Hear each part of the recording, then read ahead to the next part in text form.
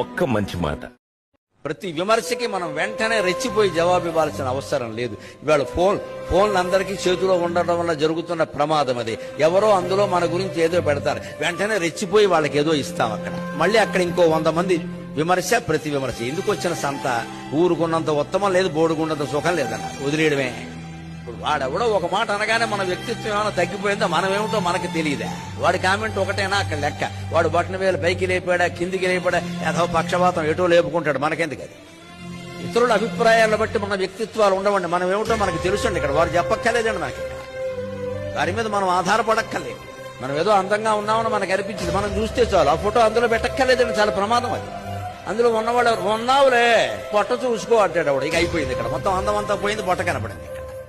వాడి అనే మాట ఎందుకు వచ్చింది? మనం ఫోటో పెట్టకపోతే అంట కదా. మరి అందులో పెట్టిన తర్వాత అనేవాడు అంటాడండి.